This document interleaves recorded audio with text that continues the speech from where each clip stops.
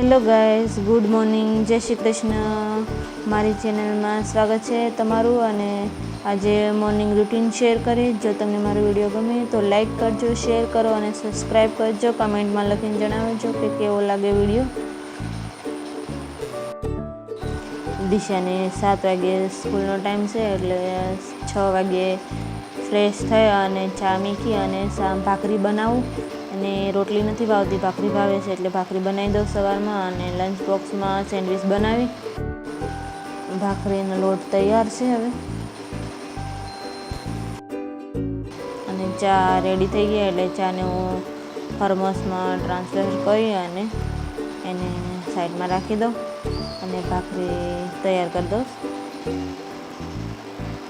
અને બટેટા બફાઈ ગયા એટલે એની ચાલ ઉતારી નાખું ને એનો મસાલો કરી નાખું. અને ભાખરી તૈયાર થઈ ગઈ છે તો એને હું ઘી ચોપડી અને દિશાને નાસ્તો કરાવી લઉં. નાસ્તો કરાવી અને સેન્ડવિચ તૈયાર કરી દઉં. સેન્ડવિચને લંચ બોક્સ તૈયાર કરી દઉં. લંચ બોક્સમાં ભરી અને એને 7 વાગે સ્કૂલની બસ આવે એટલે એમાં એને મૂકી આવું. અને આવીને પછી ઘરનું સાફ સફાઈ કરો. બધાય સોફાના કવર રાતે હસતી બધું વીખી નાખે એટલે એના સોફાના કવર સવારમાં તો બધું સાફ કરવું જ પડે. એટલે પહેલાં સોફાના કવર સાફ કરી નાખો.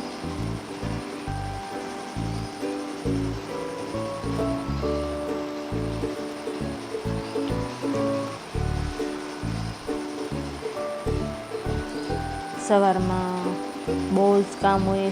સવારમાં તો હું સ્કૂલ વહી જાય દિશા એને હસ્તીબેન સૂતા હોય એટલે મારે બધું સાફ કરવું જ પડે. બધું પછી હસ્તી જાગે એટલે પછી કાંઈ ન થાય. કોર્નર એ સાફ થઈ ગઈ છે અને બધી સાફ સફાઈ કરી અને પછી ઝાડુ લગાવી દો. બધેથી બરાબર ઝાડુ લગાવી દો.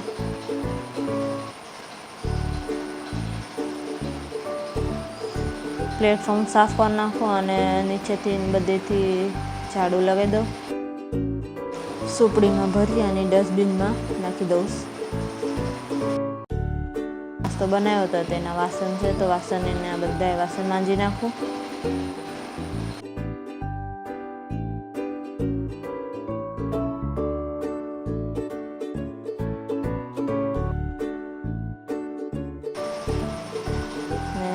આજુબાજુમાં વાસણ થઈ ગયા એટલે આજુબાજુમાં બધું સિંક સાફ કરવી. મેન તો સાફ સફાઈ જ મેન છે. જ્યાં આપણે સિંક સાફ ન કરીએ તો ચીકણી રહે એટલે પહેલાં વાસણ કરીને ડેલી મારે સિંક સાફ કરવાની જ રહે.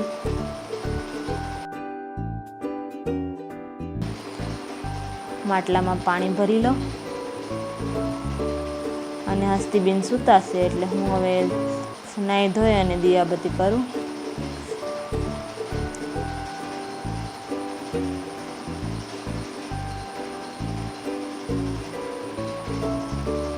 દીવાબત્તી કરીને માતાજીને પગે લાગી અને મારા બા પણ દીવાબત્તી કરે છે.